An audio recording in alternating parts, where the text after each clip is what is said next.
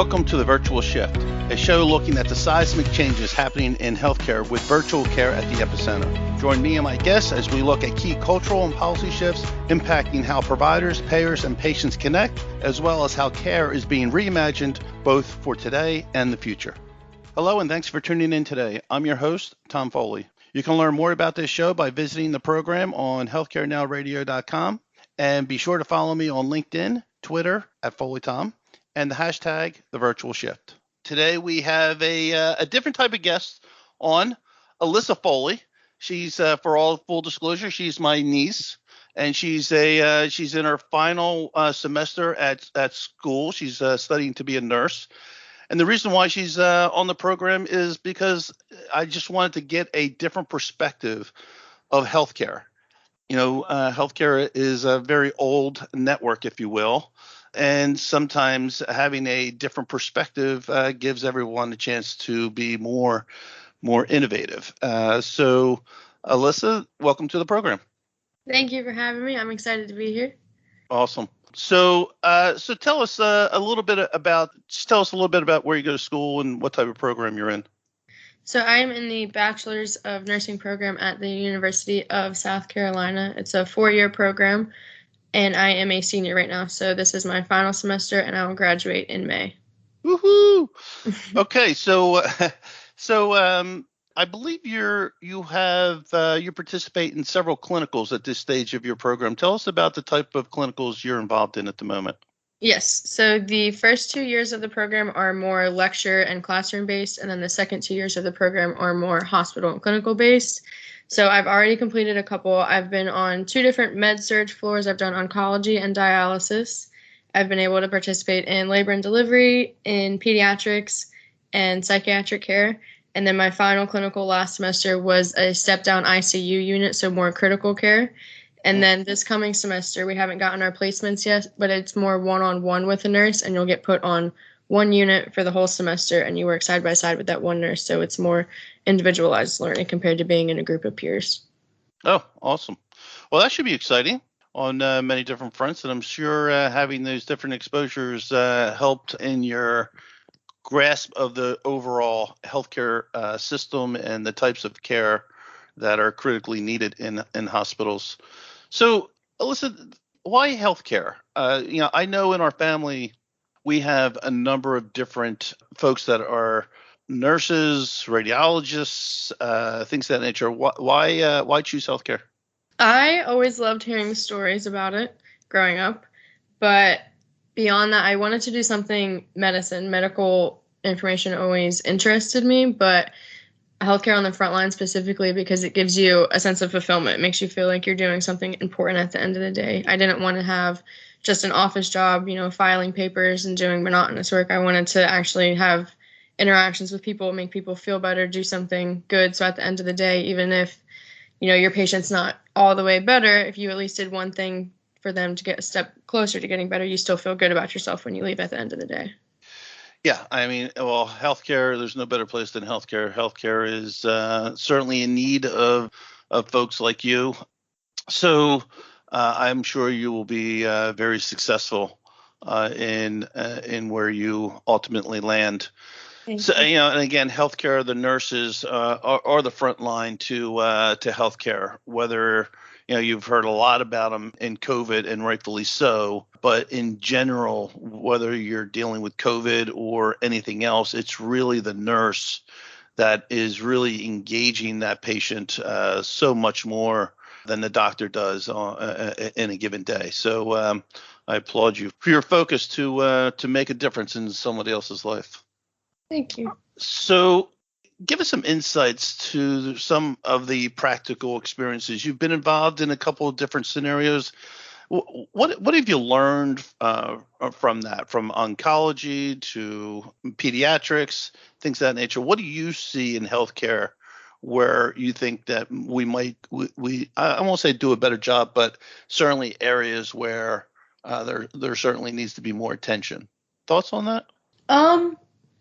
Specifically, being a student, our scope of practice is limited, so I can't do as many of the tasks that the nurses can. Even though we're learning them, we're not allowed to do them on our own yet. We either have to be with the instructor or just watch them do it. So when you're not the one doing the task, you're often the one talking to the patient, and there's a lot of stuff that you find out about the patient that's not written in the chart that they haven't asked because nobody has the time to ask, quite frankly. I mean, a lot of that has to do with short staffing. It's very different. It's very task oriented. You have to do your meds at 9:00. You have to go to physical therapy, and everything's very scheduled. It's not you just get to sit and have conversations with your patients. Like the nurses talk about how they used to have more time to do things like that. So Right. being a student, you get to be the one that has those conversations with the patients. And a lot of times I've been able to relay information back to the nurses that they wouldn't have otherwise known because they simply didn't have the time to have that conversation. So just more communication and figuring out what's actually going on and not just what's written down in the chart, and actually taking time to introduce yourself to the patient, to see how they're feeling, to see what their concerns are, and not just, oh, the doctor told me I have to give you this medicine today. That's what we're going to do. And then I have to go to the next one. That's a big problem.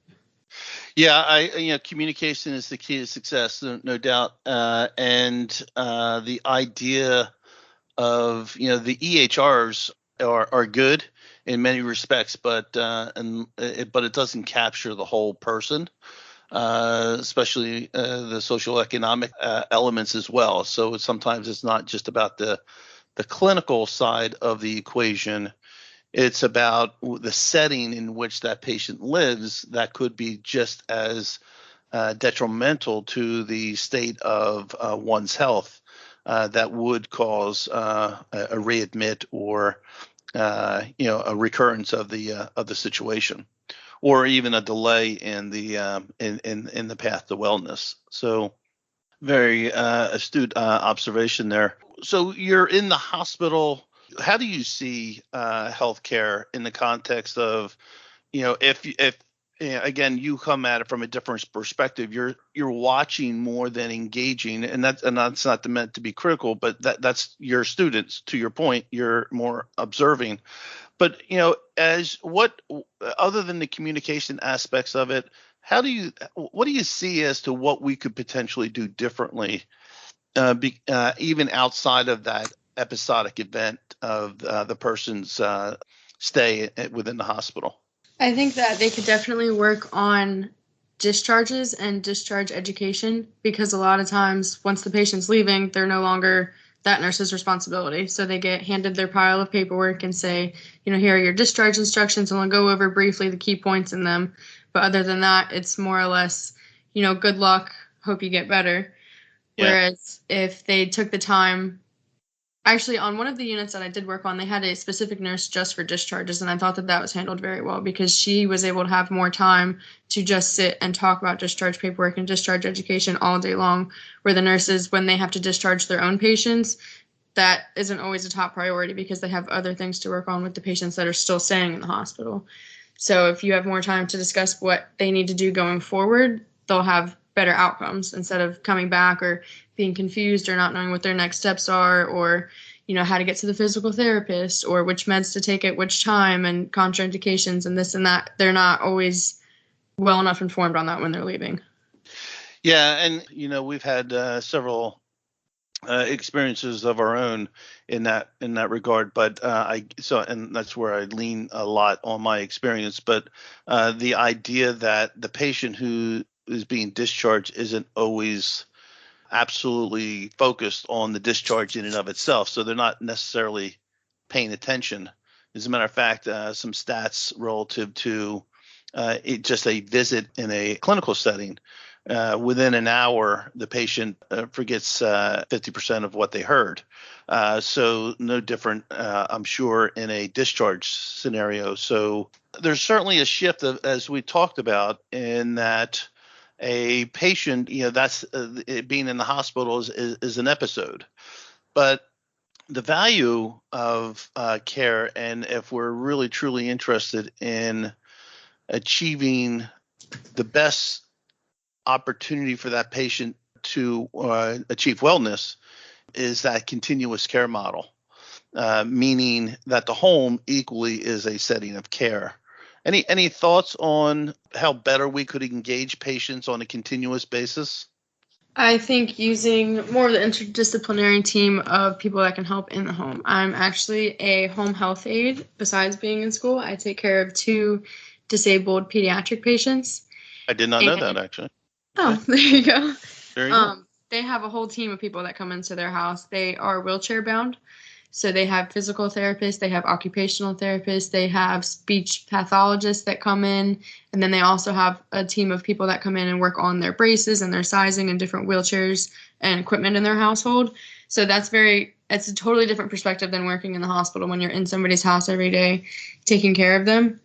But besides people that are just disabled, I feel like that could be extended and used way more often instead of having patients having to go into rehab facilities or longer term care facilities. I think that there could be a shift to having care in their own home where it's more personalized, they're more comfortable, they'll be more willing to do things. And on top of that, it makes an easier transition because once they get out of rehab, then they have to transition again from rehab to their own home, where if you're already treating them in their own home, they don't have to do a second transition and get used to it all over again.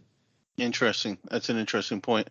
Yeah. So the home becoming a setting of care is obviously growing in significant momentum. As a matter of fact, there was an article written in Healthcare IT News back in Q4 of 2021, indicating that remote patient monitoring was the new delivery of care model of the future.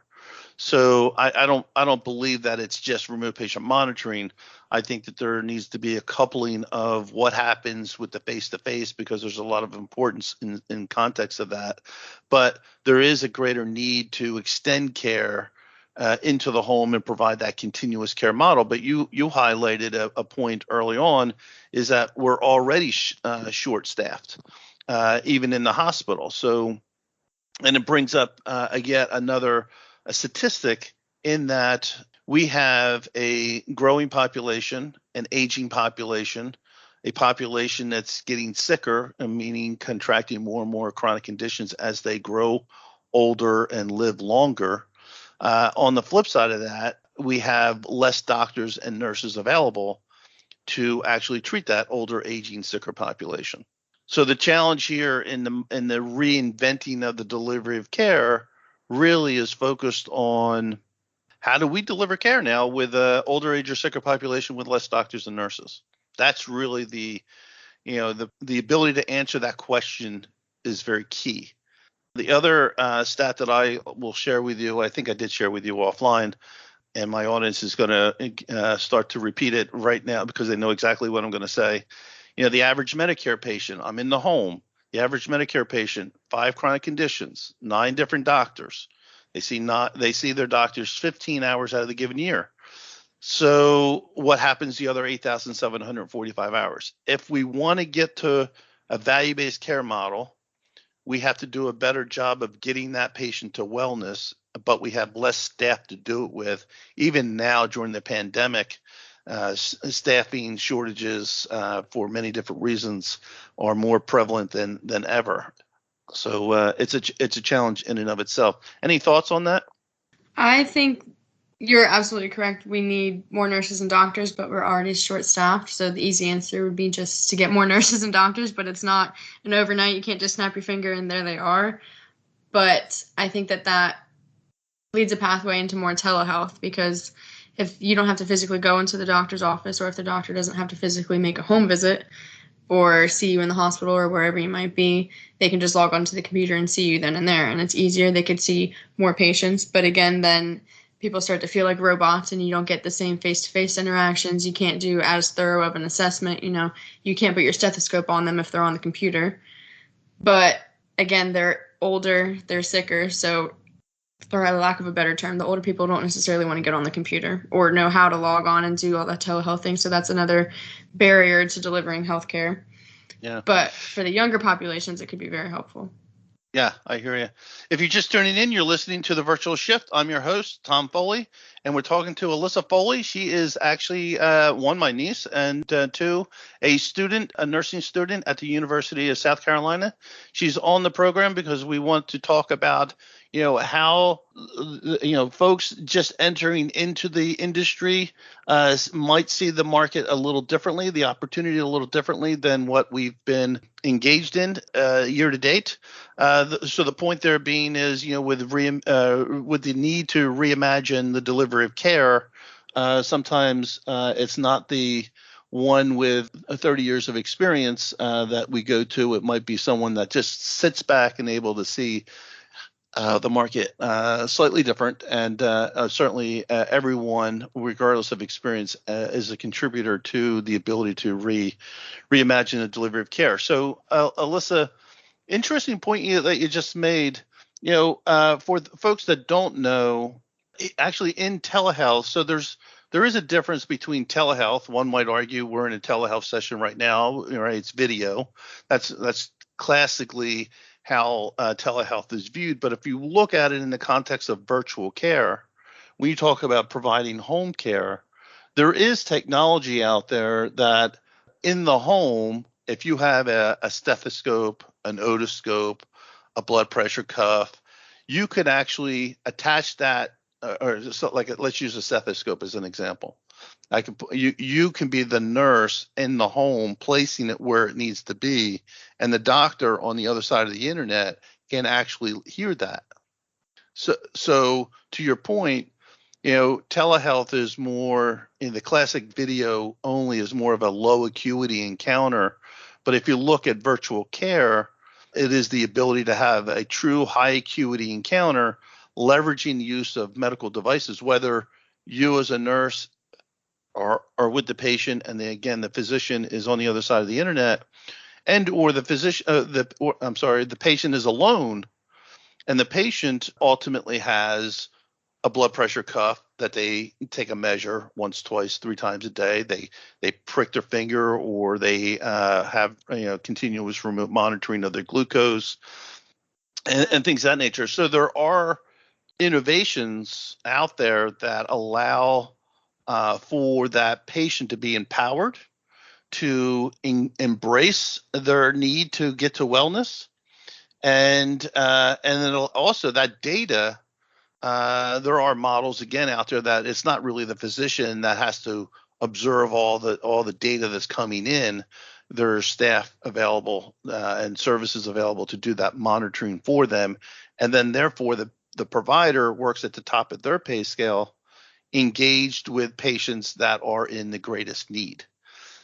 So that is a very significant opportunity, in my view, on how we change the delivery of care model. And I think it was where the Healthcare IT News article was going, in the context of remote monitoring being the new model of care in the future. And that future is 2 minutes from now because it is available today. Anyway, tell us a little bit about some of the other experiences you've had in your career. So when I started off freshman year, I started off as they're called personal touch volunteers in the hospital. So we weren't allowed to do anything medical wise. We were just allowed to go. I worked on the unit with mother and baby, so I was allowed to feed the babies. I could help do baths. I could help the mothers walk in the hallway, after their C-sections, and do stuff like that. And it just helps you get used to the dynamics. It helps you get used to talking to the nurses, to the doctors, helps you meet people, helps you get used to dealing with patients, so you're not so more or less scared when you go to your first clinical about, oh my goodness, there's a patient in the bed, how do I talk to them? So that was very helpful. And then from there, I was introduced to the manager for the newborn hearing screens on the unit, and there was a job opening. So since she had known me, I'd worked with her on the floor, she offered me the job. So I did the newborn hearing screens, which was a very cool job, for about 2 years, and I stopped right when COVID hit. But with that, all you do is you go in and you do an auditory test on all of the babies. They test all the babies to see if they're deaf or not, because the earlier they test, the earlier they can treat it and come up with plans to help them out. And that was very cool because I was on the floor with mother and baby, so I got to see a lot of labor and delivery and postpartum treatment plans going on around me. Even though I wasn't involved in them, I was just doing the hearing screens. I was still learning something new about it every day, which was a very cool job. And then, like I had mentioned before, I'm still a home health aide for 2 disabled boys. Awesome. So interesting conversation. So you have one more semester to go. I know you're very excited about that. And so define some of your professional objectives, maybe short term. Give me a short term, long term thoughts on what you'd like to do. So when I graduate, I would like to start working in the ER. That's been my favorite place so far. When I had the externship that I worked with over the summer, I was on an orthopedic med-surg floor, but we were allowed 2 observational days to go to a unit of our preference, and I chose to go to the ER both times, and that was a great learning experience. I got to see a little bit of everything every day, so I would like to stay in the ER for a little while and learn as much as I could and get a solid foundation before I started to move to a different unit. I'm also very interested in labor and delivery, which is more or less the ER of motherhood is what they call it.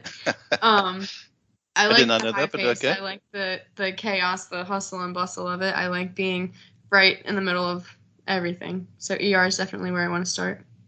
Awesome. Very good. One of the other reasons why I wanted to have you on the show, the program, is, obviously you're a female, and I think that the market needs to do more, a lot more relative to promoting females in healthcare. Now, some folks might say, well, there's a lot of females in healthcare. Yeah, they're nurses for the most part, not all parts, but so please don't get upset with me, Mr. and Mrs. Audience. But the idea here is to get females into more executive roles. So how do we do a better job of promoting females into positions and getting them more involved in maybe informatics and things of that nature? Any thoughts from your perspective? I know you're just coming out of college, but I just thought maybe you had some perspective on that. So in terms of moving up the ladder, we are not taught much of any of that. In nursing school, they teach you how to be a nurse. They can teach you to be an ER nurse, to be a labor and delivery nurse, to be whatever kind of nurse you want to be, but they never have a discussion of, okay, once you're a nurse, how do you become the unit manager? How do you become the chief nursing officer of the hospital? That's not part of the curriculum at all. So I feel like that needs to start more at an education level so that, we're aware of it, because everybody's in the mindset, I'm going to be a nurse, I'm going to be a nurse, I'm going to be a nurse. It hasn't even, been brought up, hey, would you like to move up? What about going back to school and being a nurse practitioner? What about being the chief executive officer? Anything like that. It's just... There you go. That's the position you aim for.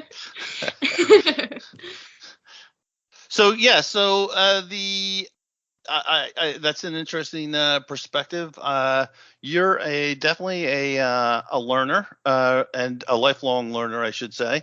Always have been. Always been. Your other cousins might get upset, but you definitely have been an outstanding student throughout your entire academic career. So I'm very excited to see where you go. I do appreciate you taking the time to be on the program, and I wish you the best of success. Thank you. Thank you for having me. All right, take care. I would like to thank the show sponsors, both HP and Intel. HP Engage long lifecycle products provide the stability, safety, and security you need, plus flexibility and performance designed for today and tomorrow. As well, Intel would like you to know we're going above and beyond together with new standards for business with the latest Intel vPro processors, delivering what IT needs for performance, security, remote manageability, and stability. And be sure to check out the program page on healthcarenowradio.com. And remember, connect or follow me on LinkedIn, Twitter, @FoleyTom, and follow the show's hashtag, The Virtual Shift. I'm Tom Foley. Until the next shift.